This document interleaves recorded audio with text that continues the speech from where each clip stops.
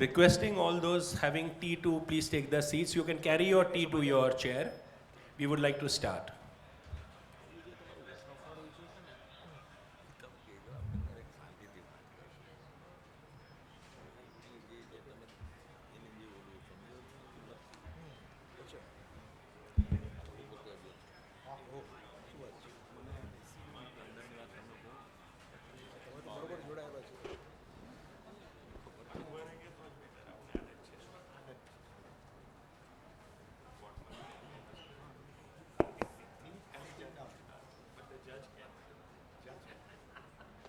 Ladies and gentlemen, I, on behalf of the Association for the Protection of Public Trusts and Charities, welcome you all today to this very important meeting which we are gathering for. This meeting is to create awareness regarding the amendment which is being forced on us in the new finance bill. We are charities and public trusts, and most of our charity is honorary. The compliances which are said to be taken care of now are so stringent that it will break the enthusiasm of the trusts. To give details on this, today we have very distinguished speakers on this. First is Mr. Andiarujina. Mr. Firoz Andiarujina is a senior Supreme Court advocate with a 50 years practice, especially on constitutional matters and taxation matters. And he will make us understand what are the implications if these amendments are gone through. Then we have Mr. Viren Merchant. He is a senior veteran chartered accountant. Specially, he has been associated with many trusts, Anjuman-e-Islam, the Bhatia Trust, the Bora Trust, and he has been an advisor to government and semi-government bodies on how to run the charities. And lastly, we have Mr. Naushir Dadrawala. Everyone knows him. He is not an expert. He is a creator of experts. I think with this type of distinguished list of speakers, I should stop here and let them move on. Mr. Andiarujina, thank you.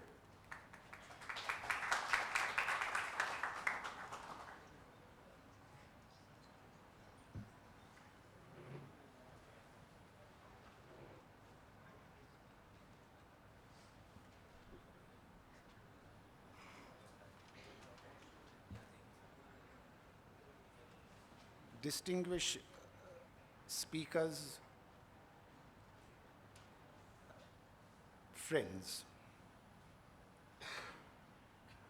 today's public meeting is, according to me, extremely important since it covers some important facets which affect charitable and religious trust. The Finance Bill 2023, as introduced by the Finance Minister in the Parliament in the budget speech, looks reasonably simple and clean forward document. But coming to the taxation in the Finance Bill, there are totally 120 tinkerings, which includes 105 amendments. In these amendments, 8 amendments concerns charity, and let me deal with just 2 important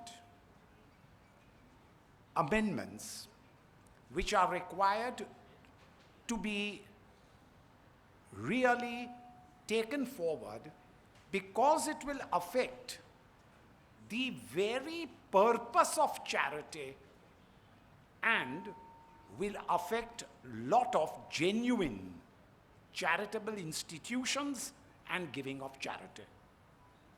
The first important issue and the amendment is that if one trust gives a donation to another trust, the donation is out of income, then normally it would be allowed. But now there is an amendment that if one trust gives a donation to another trust, only 85% of the amount would be qualified as application of income.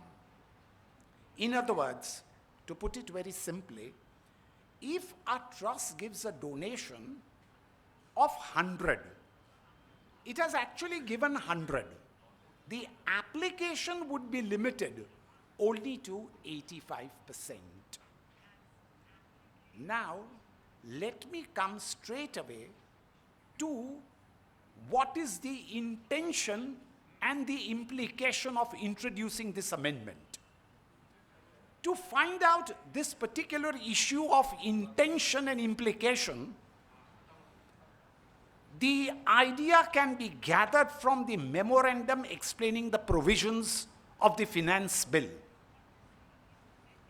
In the heading, rationalization of provisions concerning charitable and religious institutions and trust, in para 3.2, it is very clearly specified that it has come to the notice and instance that there are certain charitable institutions and trusts who are trying to avoid the intention of the legislature by creating multiple trusts and thereby allowing accumulation in multiple layers. This is the first sentence. The second point, that thereafter it is pointed out that by doing so, the multiple trust having the benefit of multiple accumulation in various stages. The word uses stages. Therefore, in the ultimate analysis, what is pointed out is that the ultimate benefit which goes to the charity is less than 85%. Now, I'm just analyzing this intention of the legislature to bring the amendment. Point number one. The intention of the legislature is that a trust creates multiple trusts. This is point number one. This is what is mentioned in the memorandum. So a trust creates multiple trusts, and number two, the other trust in turn gives donations, therefore creating multiple layers, so that that 15% accumulation issue is spread over and made layers. Thereafter, it is further specified that if by doing so, at this stage, multiple layers and stages are formed, then the accumulation of 15%, 85% is defeated. First point, please take into consideration. It says where a trust creates multiple trusts. So the first condition, according to me, is there must be creation of multiple trusts by that NGO.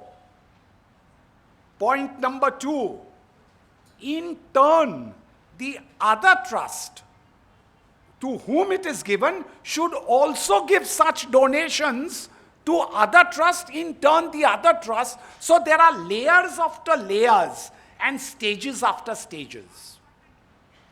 I'm making this point very, very clear. On a clear reading and intention gathered from the memorandum explaining the provision, if there is an NGO, if there is a charitable institution or a trust which has not created multiple trusts, and if it gives a donation, and if the other trust has not in turn given it in multiple layers to other trust, according to me, this amendment would not apply. I am very clear, and I am making this statement from this platform, that this 85% restriction presupposes a precondition, namely that the trust or the NGO has created multiple trust and there are multiple layers. Words are layers, multiple layers, stages at a later stage. If not satisfied, then according to me, the amendment would not apply to the trust. This is the legal interpretation. Let me now come to certain features and characteristics of this. The first feature that comes to my mind is that if there is an NGO and there are various small trusts, say in the villages, remote areas, northeastern areas, tribal, rural, backward areas, which regularly require funds and money from charity. Here is a big organization, a big NGO, and that NGO gives money to that small trust. That money is utilized in the remote areas, backwards, etc. The government can't reach them. It is the NGOs who are performing this great task and giving them this kind of money. The question then that would arise, that organization is not formed by the NGO. Number two, it's arm's length. And further, that small organization or a charitable trust has not in turn given the donation to any others, creating multiple layers. In such a scenario, in my opinion, the provisions would not apply. If on a literal interpretation, if you take it, then it would be disastrous. Because what would happen? NGOs would not give charities to small trusts located in backward rural areas, and charity would suffer to a very large extent. Take the second instance. Today, you have trusts which are specializing. Say education, say medical. Under section 2, subclause 15, charitable purpose, there are 4 limbs.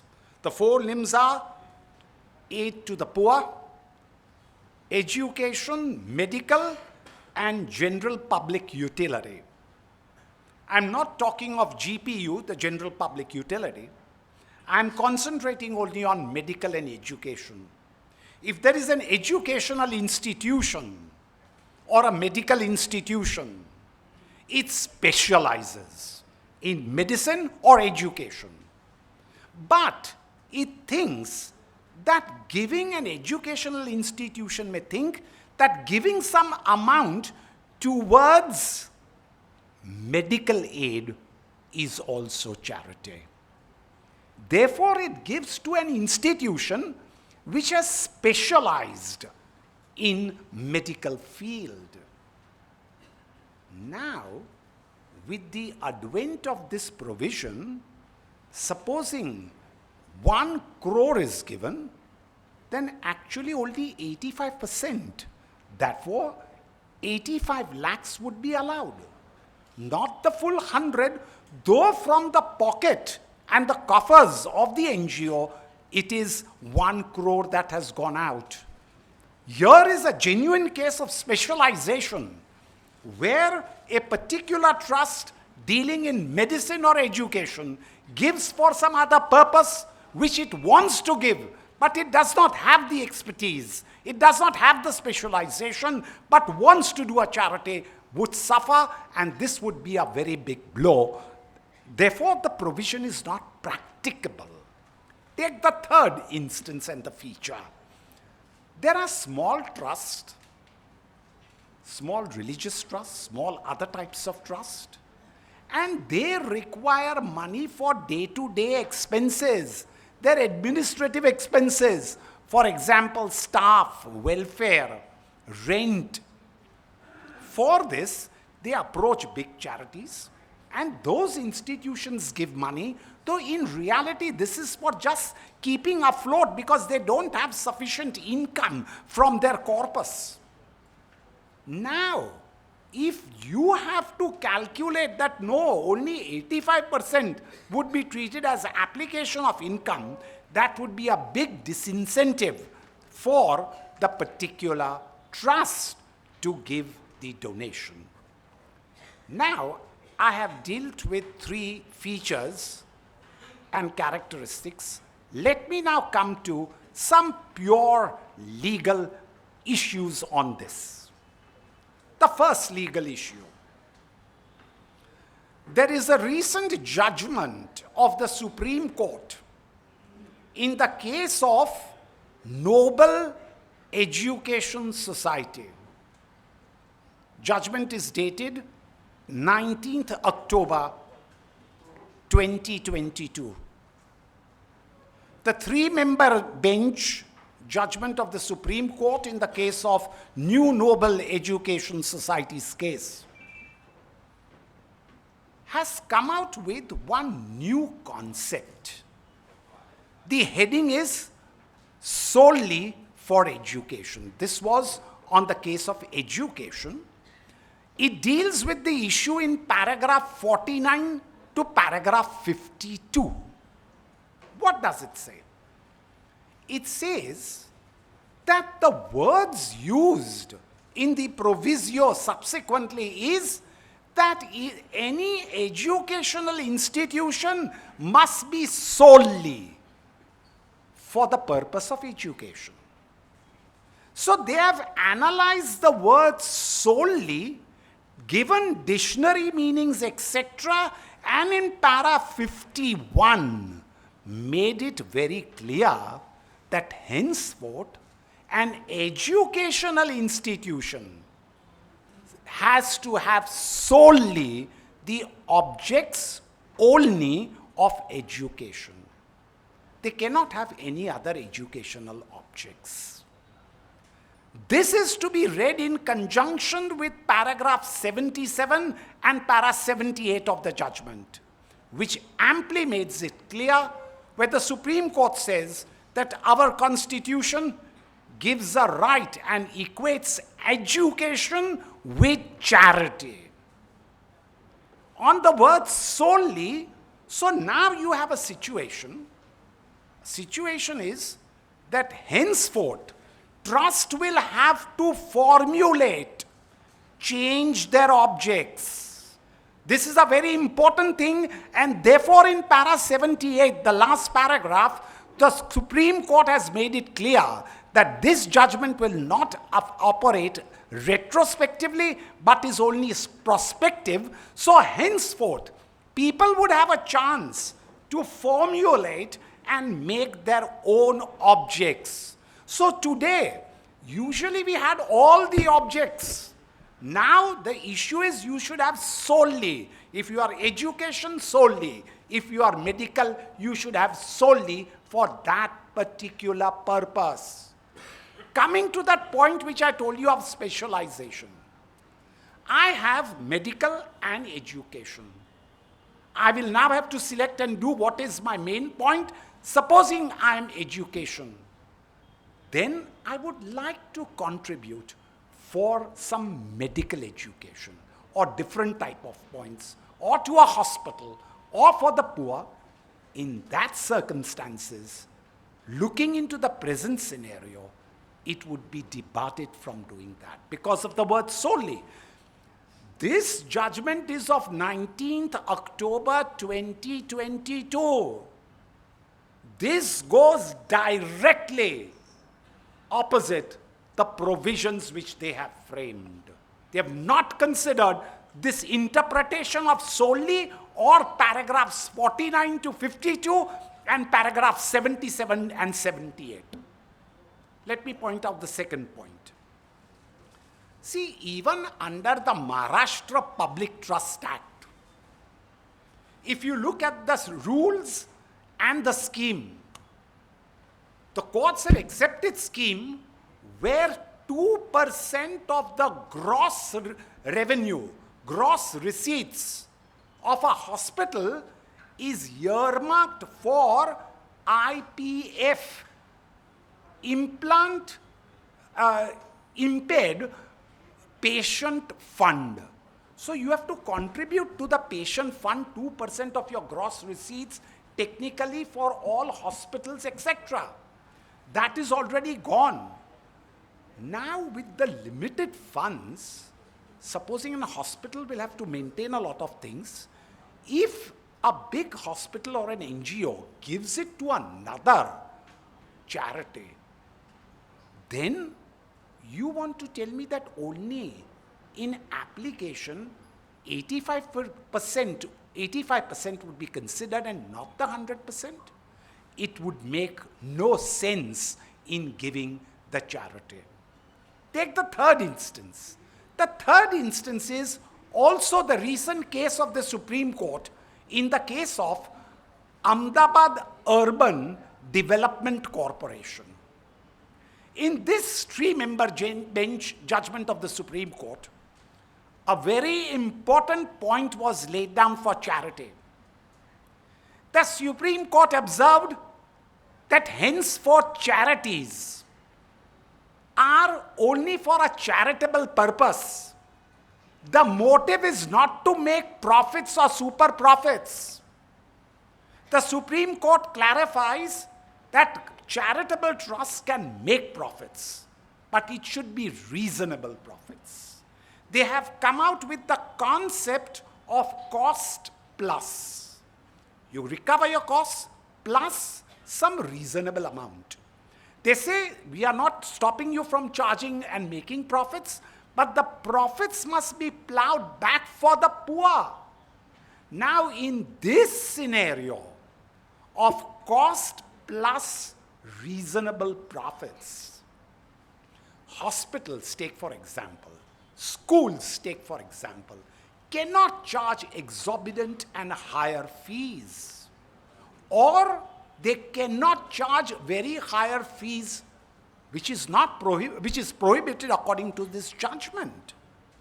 Take the fourth instance. This judgment of Ahmedabad Urban Development was rendered in the context of general public utility under the General Object Clause, not concerning with education or with medical or relief to poor. However, recently, in this year, the Hyderabad Tribunal, in the case of Fernandez Hospital, has applied the ratio of Ahmedabad Urban Development and stated that a hospital cannot make profits, super profits. It must be only cost plus reasonable profits, and did not allow the benefit of Section 11. Now, looking into these 4 points and 4 legal interpretations, let me point out in a very simple way. If you are giving this kind of laws, which are totally affecting the very root cause of charity, because if I give 100, you are allowing me only 85, then what is the point, the incentive to give a donation, more particularly to genuine small trust, more particularly when I have not created multiple trust, and more particularly there are no multiple layers or multiple stages. last point on this issue is accounting treatment. The accounting treatment would be that when I make a donation in my books of accounts, the entry would be that I would debit my income and expenditure account to the extent of 100, because that is the total outflow which has gone. But in my computation of income, for tax purposes, I can claim only 85%. Question: what happens to the 15%? My opinion, 15% should be allowed as accumulation. Whichever way you look at it, the 15% should be allowed as accumulation.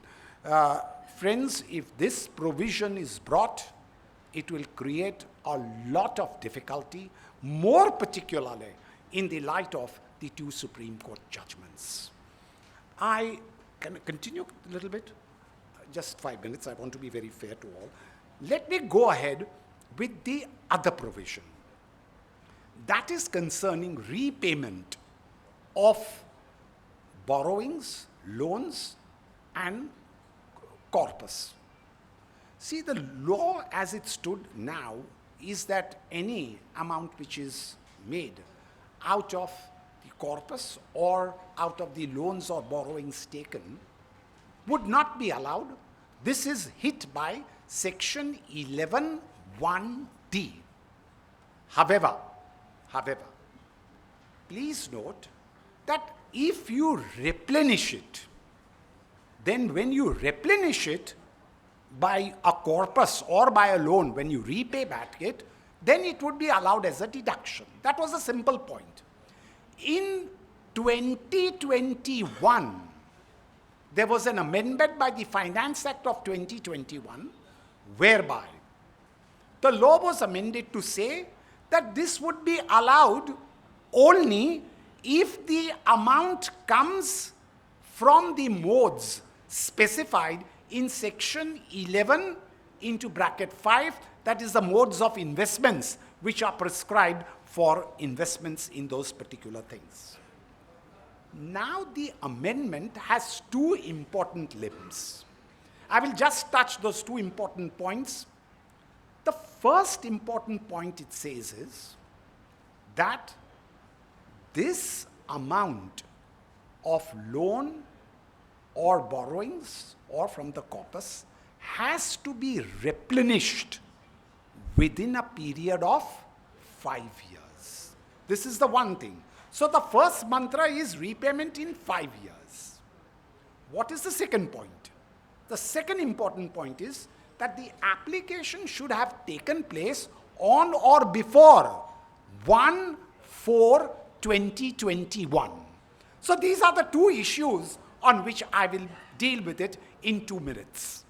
The first point, the period of 5 years. First thing, it goes on the presumption and the assumption that I have already applied it. This is not the correct presumption in law. Second point, it says I have to pay it back within a period of 5 years. Look at one practical difficulty. Loan is taken in the year prior to this 17-18 financial year.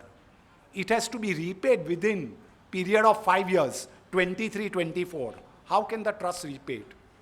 It would be totally wrong, impractical, and unethical to say that you repay it financial year 17-18, 5 years expires on 23-24. It is the benchmark which is given prior to 1/4/21. It's not possible. Secondly, these corpus and borrowings and payments which are given are normally on capital account. They are normally utilized for creating a capital asset, say for building a school, building a hospital, building some fixed asset. That may take a number of years. So how can you expect that income is generated and repayment is made. It would not be possible. It would not be practical. The 5-year period is totally not correct, impractical, and unjustified. Let me come to the second point. The second point is on this date, cut-off date like. They have said before 1/4/21. Now, what is the sanctity of 1/4/21? There is no sanctity on 1/4/21. Those which are taken prior to that, those would be considered.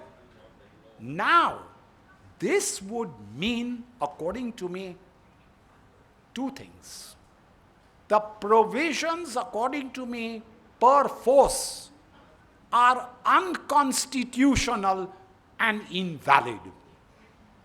It creates unreasonable discrimination between people who have given the loans and the question of making repayment within a period of 5 years. The unreasonability is, I gave you the illustration of those of 17-18 who have to repay it back by 23-24 has no meaning at all.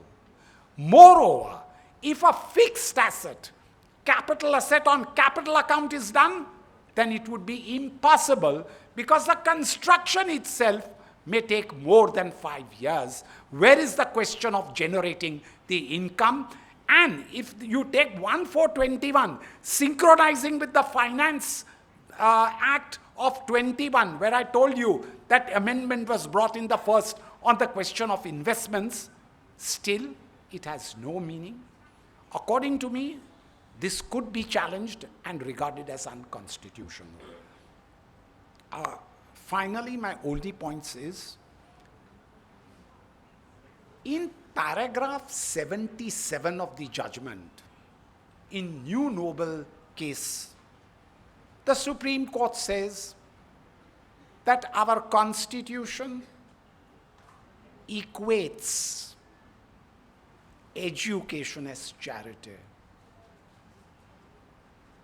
When you treat education as charity, and when in a number of ways you are thinking and appropriating medical help to the poor, needy, you have to spend, because the criteria is you need quality.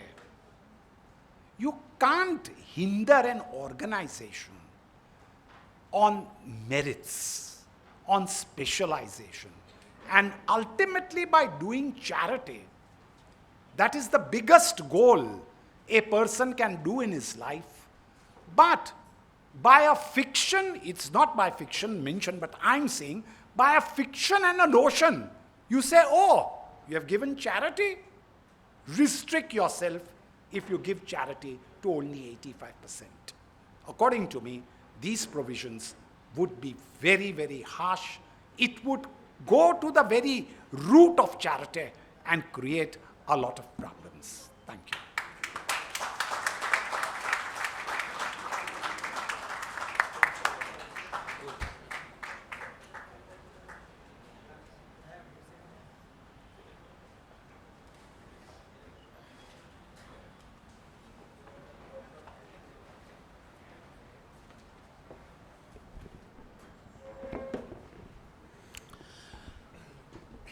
Good evening, friends.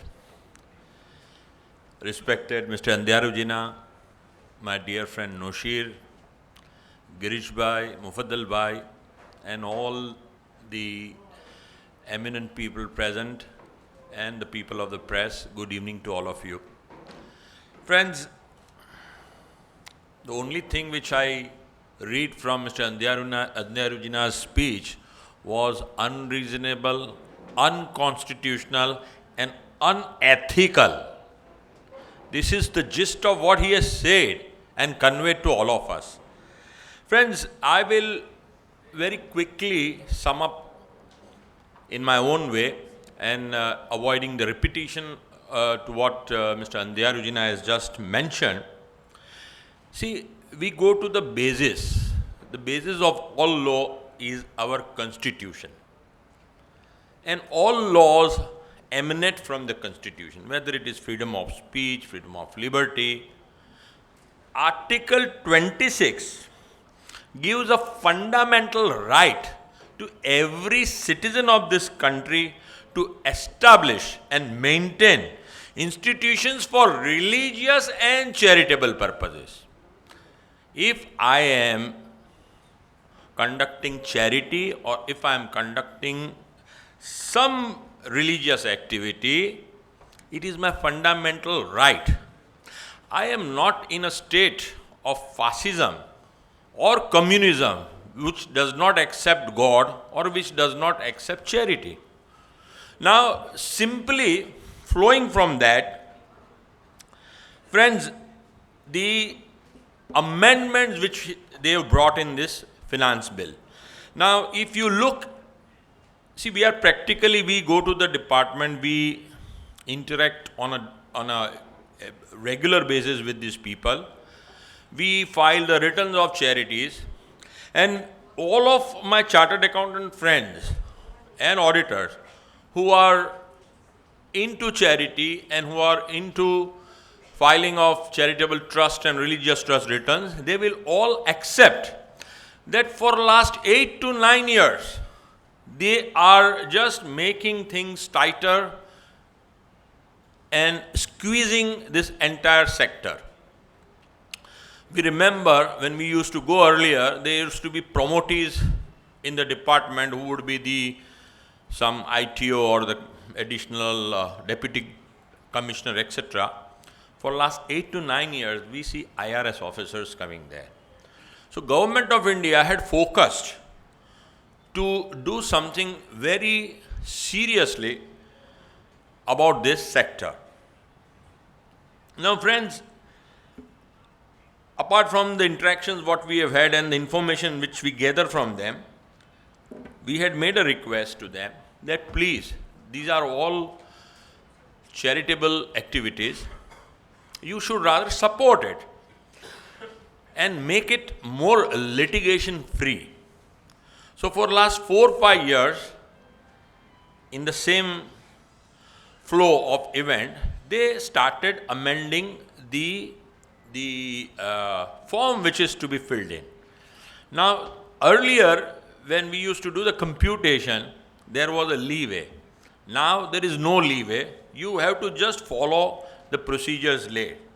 Now, friends, which is a welcome sign, because what I see is that this sector is becoming more and more litigation free, which is a good thing to note.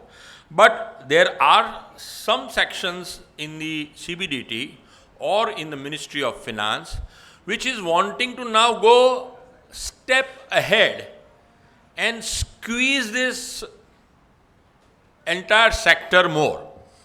The first thing which they have done in this bill is to restrict donations to 85% of the total charity given to other trusts. Now friends, a very simple example I give you. I am a trustee of a trust which has an income of say 5 crore rupees annually, and it is not coming from other trusts. The donations are there from individuals, the income is from rent or maybe interest. And regularly every month we give to other trusts for various purposes, including education, including medical, and including protection of animals and cows. Now, friends, if this provision comes in, my expenditure is restricted to 85%. So, supposing I spent out of that 5 crore, 3 crore for such purposes, they will say your application is only 2 crore 55 lakh. Now, this will also, if I want to take it, you go to the computation level, out of say 5 crore, they will allow me 15%, 75% accumulation, and they will say you spent 4 crore 25 lakhs. Now, when we come to this sheet, I have already spent 3 crores from my fund to give it to be given to other charities. I should have technically spent only 1 crore and 25 lakh so as to claim total exemption in the normal circumstances. 1 crore 25 lakh, 3 crore equals to 4 crore 25 lakh, 5 crore is my gross income, 15% is my accumulation, 75 lakh is exempt, matter ends. Now, a very serious anomaly will come that out of 3 crore what I have spent, 45 lakh is not allowed. So now, if I want to remain in a tax-free status, I will have to spend 45 lakh more for other charitable purposes. In short, my physical accumulation will be then qualifying for exemption. Otherwise, I need to pay tax. My money, which is there, 3 crore, 1 crore 25 lakh, plus 45 lakh physically I will have to spend from my pocket, and in short, what I will get is a very lesser amount of accumulation. Now, earlier, as you all know, it was 25%, the same accumulation was brought down to 15%. Now, who is hit by this provision? As Mr. Andhyarujina rightly pointed out, the memorandum says that it is to curb the multiple layers of trust donating to one another and eventually saving at each stage 15%. But here is a case, I receive no donation from other trust. So I am not actually, I am the first instance where the money is being given. Then why should I suffer? So there we have made a suggestion, our chartered accountant group has come up with one small amendment which we are going to propose to the finance ministry, that 85% be restricted to lower of amount received from other trust or donated to other trust. So if I have received only, say, 10 lakh out of the 5 crore, and that amount is spent, I have spent, say, 50 lakh for giving charity to the other trust, the amount restricted is only 10 lakh rupees which I have received from other trust, because this is what they want to curb. But then why should other trusts who are not taking donations from other trusts suffer? So the whole idea is there are n number of religious trusts, n number of charitable trusts who are generating income out of their own savings or out of their own efforts, rather than depending on other charities. But those smaller charities which are dependent, say some Panjra board is there or something is there, they are all going to suffer. And today, sir, we have made an in principle decision that we always used to give donation. If we had a medical application, we used to give it to the trust rather than giving it to the applicant. If we had an application for education relief, we used to give it to the education institutions rather than giving money in the hands of the beneficiary. Same is the case with Panjra board, that we used to give donations to Panjra board by way of check in the name of the trust. Now what will happen is, we will have to change the entire modality, and just to save ourselves from not giving to trust, we'll start or be forced to give it to individual recipient. But this is again part of the tax planning which chartered accountants will help you out. But this is per se wrong and it is unethical, as what rightly pointed out by Mr. Andhyarujina. Now, sir, let's go to another major modification, which is repayment of loan and corpus recoupment. Now, as what our learned speaker said, they have presumed that prior to 1/4/2021, see, they don't have any records. They never had records of your 12A registration. The whole idea of re-registration process was done basically so that they get a ready, soft copy of what your trustees, be it your trust deed or whatever your names of trustees, PAN number, etc. They never had a compiled record. The same is the case with this expenditure which have been incurred out of corpus. Earlier, they were not harsh on that. Corpus amount could be spent, if the trust deed allows, either on revenue or on capital expenses. And when earlier people used to claim it, they would also claim it as an application under section 11(1). So there they had supposing 100 crore rupees as corpus donations, and they have spent 80 crore rupees for construction of a school. They will say 80 crore is applied, and they used to claim losses. They said, no, there cannot be a loss. All right.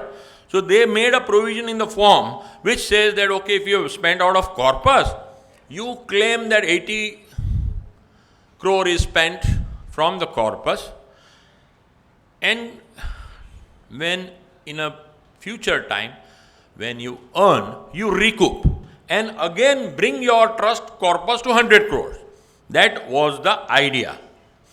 The same was the idea with loan, that okay, you have borrowed 100 crores, you have constructed school worth 100 crores.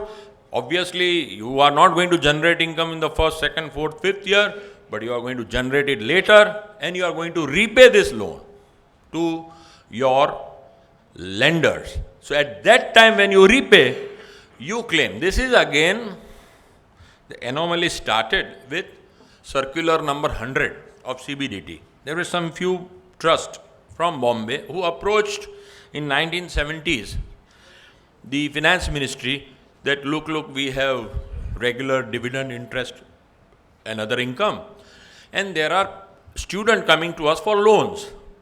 So these loans are repayable by them in whatever period of 5-10 years. So you allow us to claim this as application. So deviating from the accounting principle, in 1973, they issued a circular number 100 stating that, okay, when you apply, when you give loan, claim it as application. When you recover the money, you claim it as income. Now what they messed up was with the basic accounting principles. Accounting principles say that when you give a loan, it is a capital outlay, it's to be reflected in your balance sheet. And when you repay, it is not your income, but your capital receipt. Now, so many judgments were there to that effect that even Supreme Court said, no, repayment of loan cannot be your income. So eventually what was happening is there were multiple claims by the borrowing entities and the entity which was giving the loans to such trust. So they removed that, the provision which was made purely for educational assistance to people going abroad and repaying the loan. They painted the entire thing, the entire concept to all loans given. Now, it would have been wiser had they consulted the Institute of Chartered Accountants of India, but you know, CBDT, Finance Ministry is too high to consult an ordinary institute like Chartered Accountant. So they made laws. Now what they say, okay, you give loan to another trust, you claim it. I'm talking about prior to 1/4/2021. You can claim it as application. And when you receive, you treat it as income. And there were so many conflicting judgments that eventually they came up with this provision that no. You spend anything from the loan, not to be allowed as application, but they made a specific space in the new schema, the new form which they made, that okay, if you have spent from the loan, you do not qualify this expenditure as application of income, but when you repay, it qualifies as application. Now they have on a general presumption. Now I know personally so many trusts who have retained the concept of accounting and they never treated loans given as application. I personally know. And the trust which has received the loans has also not claimed it as application. It has treated it as just received a liability. Now, the finance ministry has presumed that all loans which are given prior to 1/4/2021, people have claimed application. Just because they do not have a tabulated information about each trust, they are presuming. Now, this is very childish of them to do that. They could have trusted the auditors to certify, looking at the past return, what is the actual amount which has been claimed as application from those loans. And now the law which they have made, or what they have proposed, is they say everything is presumed and therefore no application to be allowed at the time when you repay the loan. Now the anomaly which our friend and learned speaker just told, that what happens when somebody has borrowed loans from a bank. 100 crore is borrowed in 2017-18. And as per the normal banking, commercial banking laws, the loans are normally repaid over a period of 15 years, 20 years, which is the case with all loans. You take a home loan or whatever, they allow a very long period, long gestation of repayment.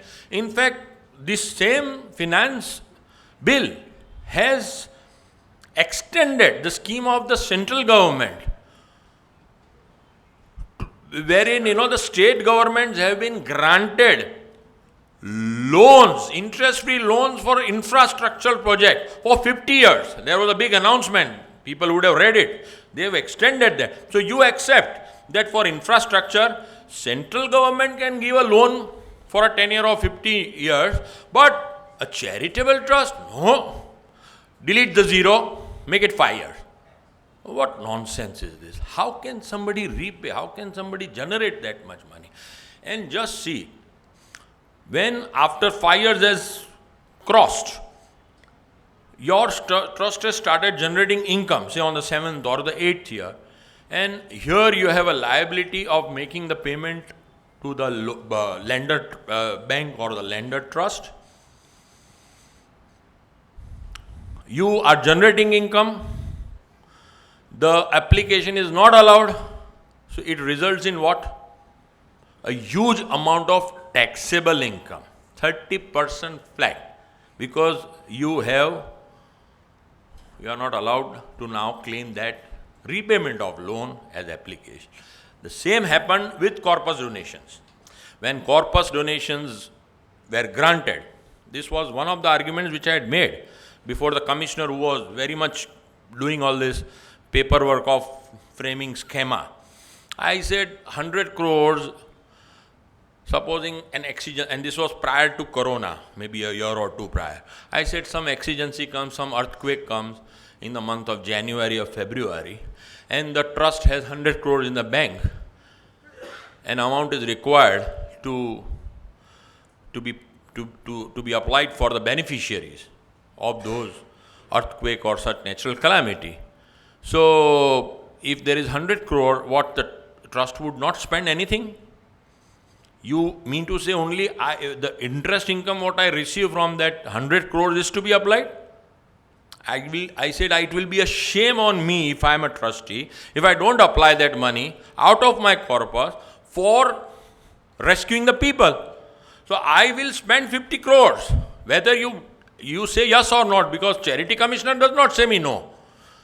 I will spend. What will happen is, I will go to the public in the next financial year, कि भाई दो पैसा दो थोड़ा. In 1 year I am not going to recover. It will take 2, 3 years, 4 years time for people to contribute.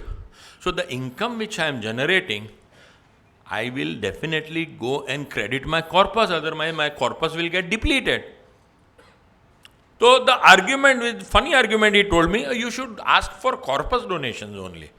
I said, sir, this is a voluntary contribution. I cannot ask people, okay, you please fill up this form and say that it is a corpus donation. In the subsequent when I go and approach public, I am going to say, give me money, chanda do bhai, maine earthquake ke liye paisa kharch diya. And people will give with open hearts. But that money, what is coming in, is to be required to go and replenish my corpus. Unfortunately, this amendment what they have brought, that no, you may spend. We will even tabulate and keep it separate.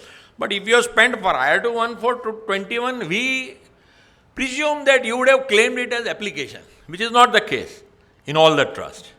And therefore, we will now, if you are generating some income, if you have spent 80 crores out of that 100 crores, now you are generating income in the year 2023, 24, 25, because you have spent it prior to 1/4/21, forget it. We are presuming this is all gone and you would have claimed it as application, which is wrong, unethical. Now, what happens to subsequent years? In subsequent years, they say it is restricted only to 5 years. 5 years is nothing. If there's a trust, say, and you have, say, 100 crores as corpus, and you have decided that you will construct a building, and you have spent 80 crore for constructing dharamshala or a education institute or a medical institute. Now you have, rather than borrowing from outside, you have used your own funds, which is not a crime. And your funds need to be recouped, which amendment I really admire that they heard us and they have made this amendment. But do you foresee that in 5 years I'll be able to recover 80 crore rupees? It may take 10 years, 15 years. And if I am not able to claim this as application, as recoupment, I will have to pay tax in the 6th year, because in 6th year I am getting income, 7th year I am getting income. But you say your recoupment is not allowed. But I need to recoup because I have already got weakened by spending money on my capital expenditure. So they say, no, after 5 years, forget it. Now this is hopelessness. This is to kill the charitable sector. These provisions, if these two provisions are brought, they have also brought one another provision of, cutting down that time of filing that form number 9 and all, 2 months in advance, which is also very funny, which I don't want to discuss here because chartered accountants know how more pressurized they will be when they have to file these forms and they have to keep these accounts ready now 2 months prior in advance.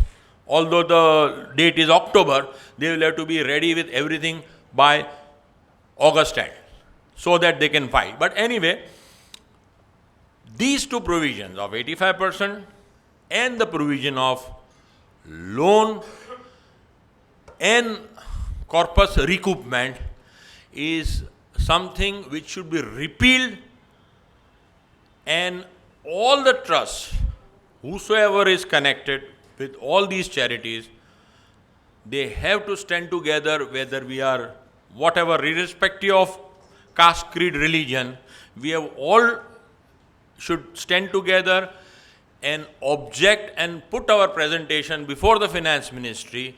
And I am sure and hopeful that the ministry and the people over there in power, some wiser counsels will prevail and the relief will be given in some sort to us, whereby these harsh provisions are either nullified, repealed, or made more practical. Thank you.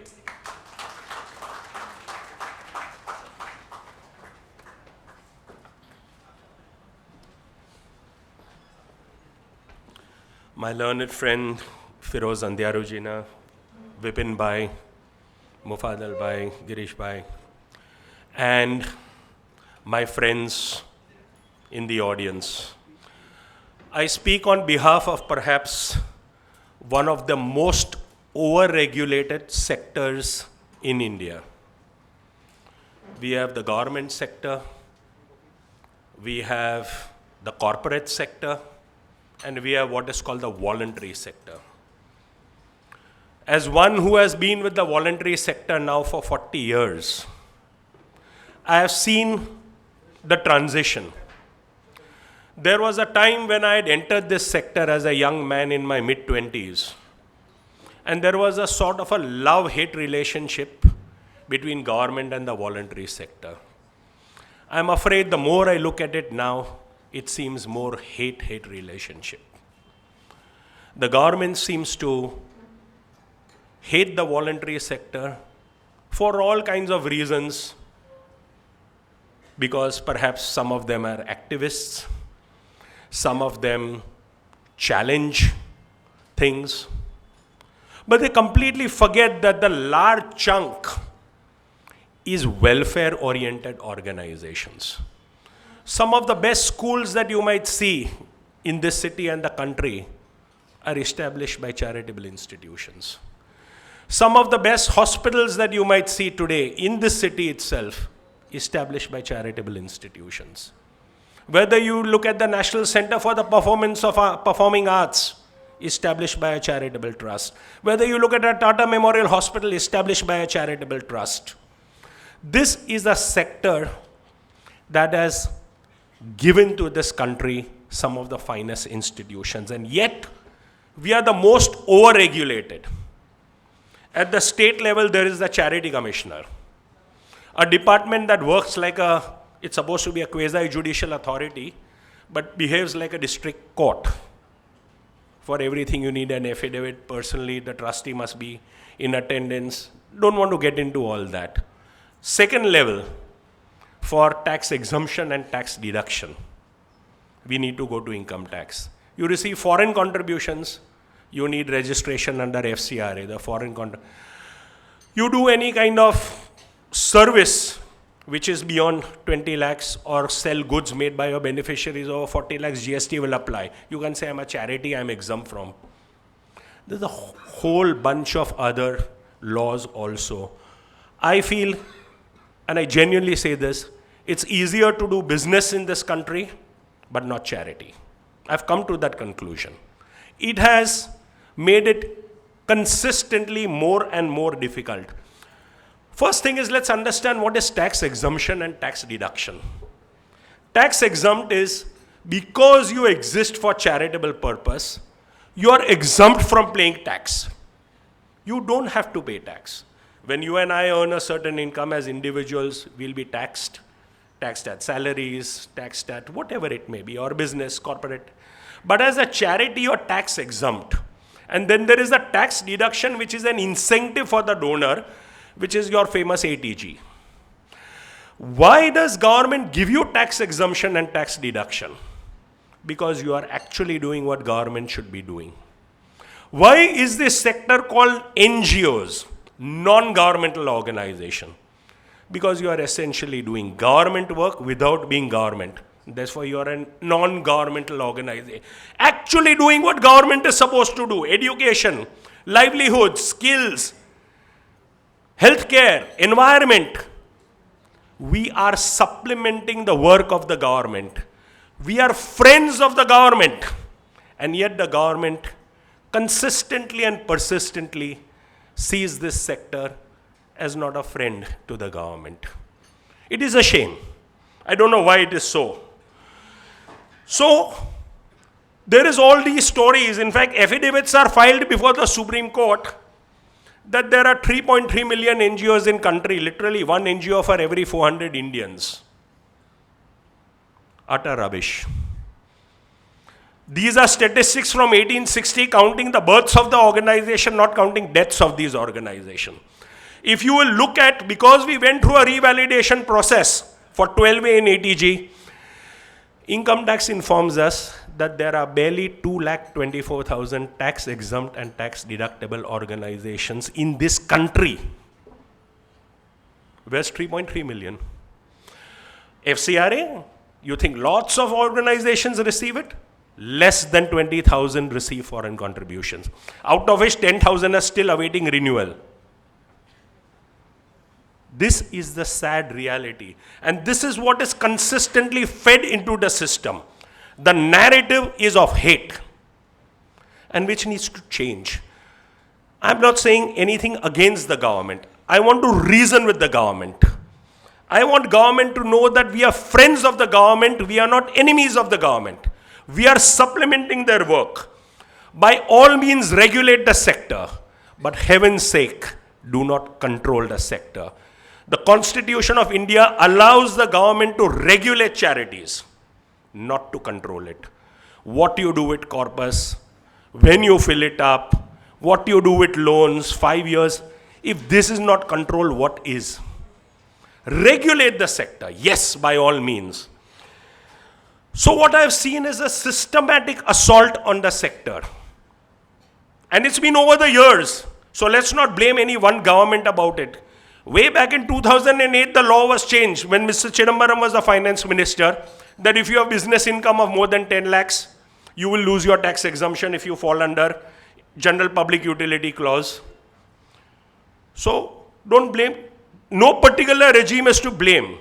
From 2008, I have seen these assaults, but the worst assaults happened in the most challenging year of the world, 2020, where 3 laws for the charities changed back to back. First, under the finance bill of 2020, revalidation of NGOs. Of course, there were extensions given because of COVID, etc. But by 2021, most of us finished through that process. Now we have our 12A ATG only for 5 years. First year though, we went through what is called a straight-through process based on documents given. Wait for your 5 years to get over, and then you will know what this legislation. Just now you say, oh, I got my revalidation for 5 years. 6 months before 5 years get over, apply, and then let's see how easy it is for 2,24,000. Second assault, FCRA was changed. Same thing which we are seeing just now, sub-granting taken away. Earlier on, if you had an FCRA registration, you received foreign contribution, but you could pass it on to another organization, provided that organization also had FCRA registration and it went into its FCRA account. This was stopped. And now when you file your FC4, which is the return under FCRA, you have to state whether you spent it on your own or you gave it to someone. If you gave it to someone, there are penalties. Penalties including your FCRA could be taken away. Something similar is happening in the Income Tax Act. Corpus, we saw the first assault last year, as Firoz rightly saw or told us, that if you receive corpus, it has to be invested in any norm as per 11.5 of income tax, bank fixed deposits, trust deposit schemes, etc. And it must be tagged to the donor. I give you 1 lakh rupees as corpus, then you have to show that my 1 lakh got invested. But there was no bar on if I use the corpus, what happens. Now what has happened is if I use the corpus, I have to ensure that I replenish it within 5 years. Ditto for taking loans. Enough has been elaborated on that. Another important aspect which we are not fighting on, we are taking only 2 points which both my speakers talked about. But under the current finance bill, even if there is a single day's delay in filing your return, your 12A can go away. In that year, you will become taxable. Taxable on your total income because your 12A stands suspended, or is it going to be taken away? That is not even clear right now. So, I repeat, ease of doing business is the mantra going on in the business circle. Is there ease of doing charity? The answer, my friend, is blowing in the wind, as the song says. So, picking up from where my learned colleague Firoz Andyarujuna said, that intent of legislature, which you see in the memorandum, that only if a trust has created trusts and gives it to those trusts, then these proposed amendments should apply. When the ITO, the income tax officer or the CIT looks at your returns, the question is, what will ITR 7 look like once this becomes an act?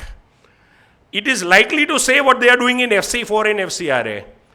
Has the donation been utilized directly by the charity or is it subgranted? It's as simple as putting that in ITR 7. Have you used it yourself or given it to another charity? Who's to say whether it was created by this charity or it's already a charity that is 100 years old? The important thing is, perhaps one simple solution could be, whenever you have an act, you can have explanations below it. Simple thing is, we can request the government that put an explanation that this amendment will apply only in the case if this trust has made a donation to a trust created by itself, maybe in the last few years or whatever it may be. Then perhaps there are solutions to all this, but the important thing is we need to stand united on this. What is the purpose of today's meeting? A, to create awareness. That awareness has been created.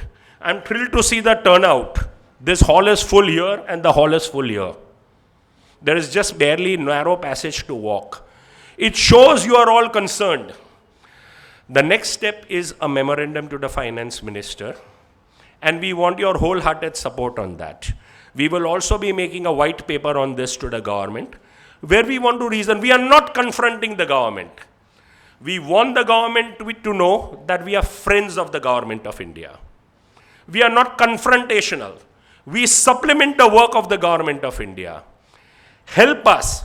Your legislation, every year when the budget comes out, trust me, on 1st February, my heart starts palpitating. What next? Every year you will see that there is nothing that happens under the Finance Act which is something which puts a smile on your face. For charities, it may be good. I mean, the budget this year is good in many other ways, as Firoz rightly said. There are good things to it. We congratulate the government for that. But where charities are concerned, I have seen a systematic assault on charities. This needs to be stopped. Government needs to understand and realize we are not enemies of the government. We are the friends of the government. We supplement government work, and any changes that you make should enable charity rather than disenable charity. We will throw the floor open for questions and comments at this point. Thank you very much.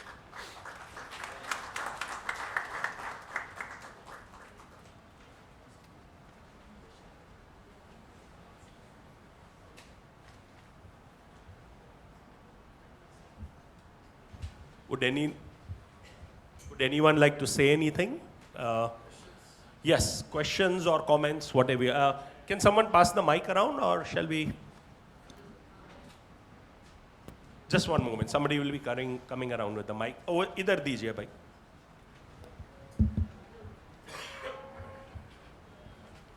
Hello, I'm Dharmesh Javeri here from Vileparle, a religious trust.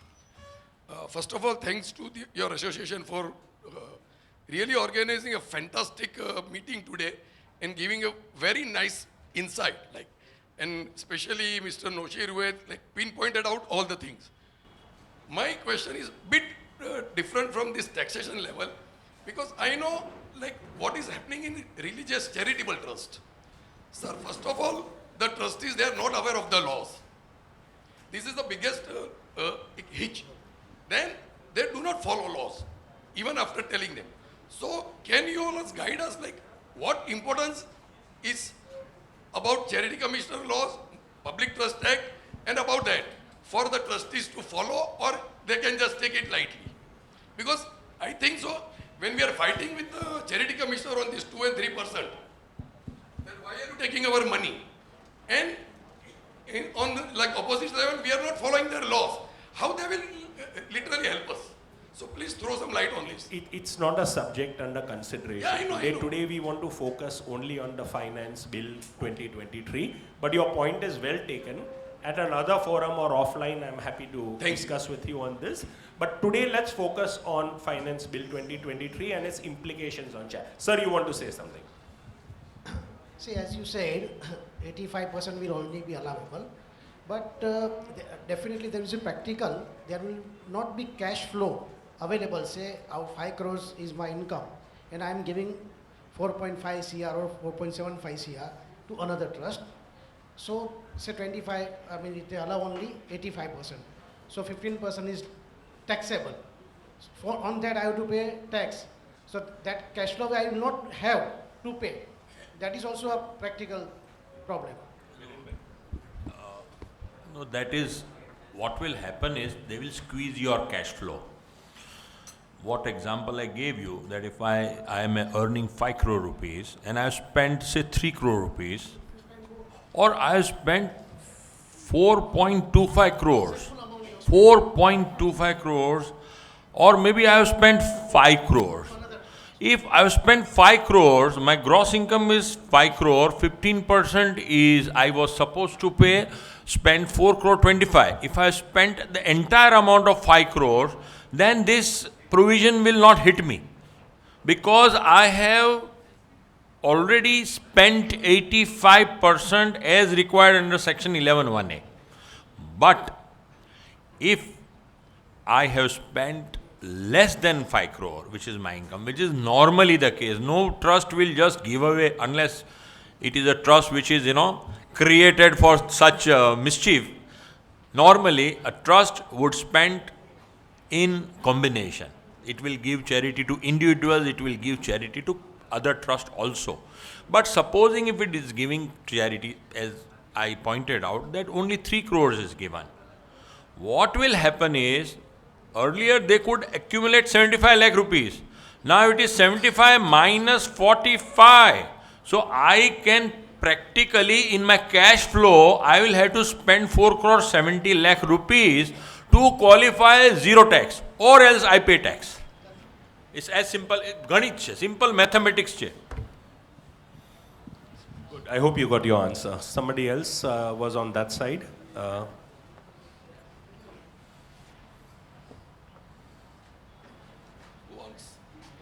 Or pass on this mic. Thank you. Go on, sir. Good evening. Please identify yourself. I'm Ghanshyam. I'm a chartered accountant. We are just seeing some articles in the newspaper where it says 20% of your income has to be spent for medical and relief of poor. Then only some exemptions will be granted or you will be withdrawn. I don't think. We just wanted you to throw some light on it. No, there is no such thing. Thanks a lot. Thanks. But of course, your trust should have those objects. Definitely. That's by default. Because if you are just educational institute, then you cannot spend on medical. Yeah, I am Narayan Karwa. I am having 3-4 trust.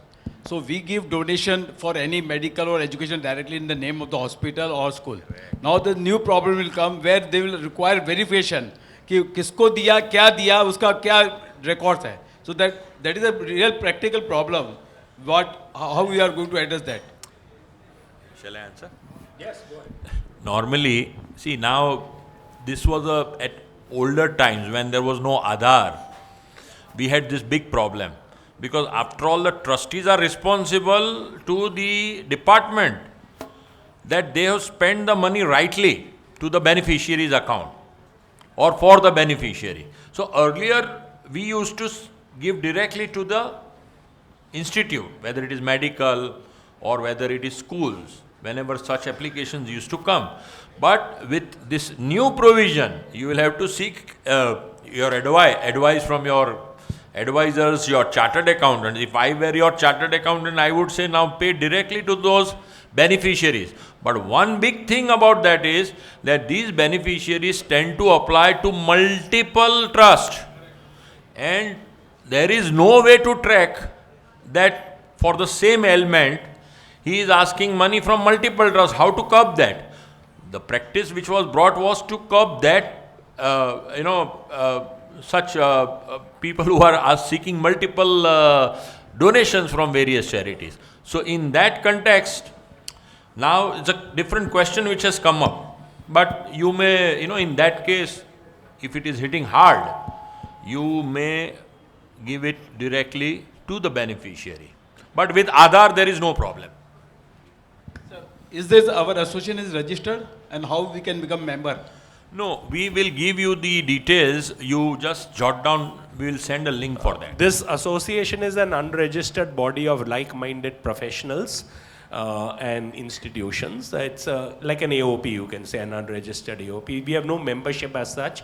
It's a loose conglomerate of people and institutions, which whenever a issue like this, a crisis issue comes, you may remember the last time we had a meeting was around this time in 2020, when the finance bill was amended for this revalidation, etc. I remember, as I said just now, though we have all got our revalidation, 5 years down the line, income tax will want to see genuineness of your activities. Does your trust deed have a winding up clause? Does it have this? Does it have that? Wait for that drama to unfold. Just now you got a little hiatus. So yes, somebody at the back. I see two hands at the back. Hi, my name is Chitra. I'm handling trust account. Speak into the mic, please. My name is Chitra. Just want to ask you, if I want to give donation to hospital, but not by cash or check, suppose I donate equipments, I pay directly to vendors, is it allowed? In other words, you will buy the equipment from somewhere and give it. I would think that is application of income. Because but donation is always defined as is either in cash or kind. So even this kind is allowed to, like, as a... Well, it's a, I mean, Viren bhai, from a... Yes. Certainly allowed. There is no, the only thing is you need to do a proper documentation, satisfy your auditors that the equipment which you have bought has been handed over to the institutions and get a receipt from them. That's it. Okay, fine. Thank you. But it would count as application of income in my opinion. Yes, and they would also term it as application of income given to other trust. Okay, thank you. Because you are getting receipt of the equipment from the trust. You have given not money, but you have given something in kind to the trust. Yes. Go ahead, please. Somebody else had a question. It's not working. Okay, we'll take this gentleman's question. Identify yourself, sir. My name is Jimmy Khan. I'm a chartered accountant. What I have not understood is about the corpus letter. What exactly is wrong with asking for corpus letter from a donor? My point is that if you don't have corpus letters, the trustees will transmit all the general donations, call it trust, call it corpus donations, and thereby not pay tax. So personally, I have no issue with asking for corpus donations. No, but I don't think that is, I think you probably misunderstood. No, somebody did mention that corpus donation has a problem, letter has a problem. I'll tell you. The context was this, that when I go to public, it is a person's wish whether he wants to give donations towards corpus or he wants to give it just a voluntary contribution. I cannot force the person to make him sign a document stating that it is a corpus donation. You may request as a chartered accountant, you may even advise, yes. But there are people who will say, we are not bothered. This is what it is. I have given you 100 rupees, 1000 rupees, go away. Because in corpus donation, you have to identify yourself, please. You have to say who you are, you have to say what your address is, and you have to also, now what they are insisting is that identity of the person in case of bigger donations. So if I am getting 50,000 from somebody, now he will say कि अरे भाई 50,000 रुपया लेके जा मेरे पास से cash, मेरे को ये जमेले में नहीं पड़ना है मेरे आइडेंटिटी देने में, तो that 50,000 I can always receive as anonymous donation. We are not talking about taxability of anonymous donation, but for religious trust, that anonymous donation is exempt because again Article 26 and 27, which says that there cannot be taxation on any amount which you have collected for maintenance of a religious place. So I am just mentioning this, but we cannot force or ask somebody that you please sign a corpus donation letter. Couple of last questions. Yeah. Good evening, I'm Amish here. I mean, my question is similar to what he asked, because we also work for relief for patients. and we generally donate to the, basically pay the donations for particular patients, but to the hospitals. So how does now that work? So In your books of accounts, it will be shown as given to an institution, That's right. even though it's for an individual. That's Let's right. be real about it. That's We have a problem there, to put Yeah. it short. Uh-huh. One last question. Okay. You want to ask one more question? no, that's fine. I'll. One last question we'll take. You can always interact with us offline in this. Yes, but we need to close the meeting.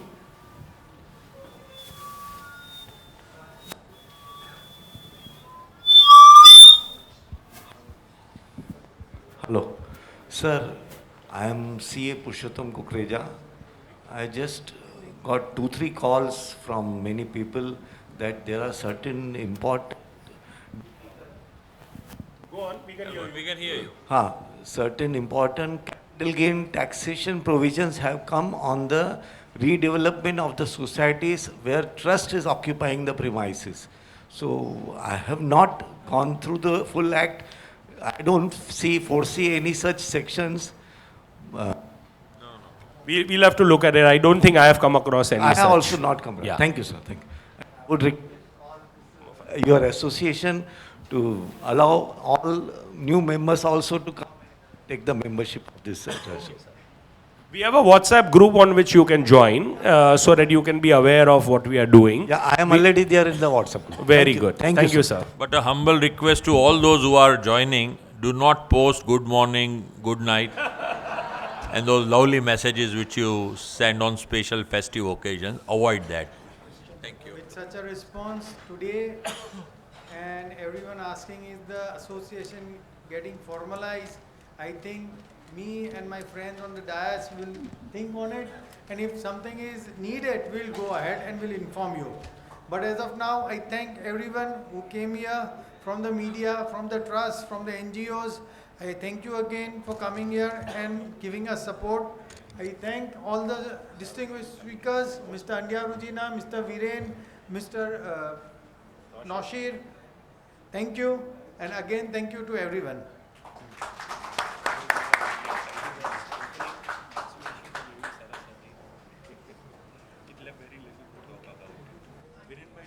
Excellent.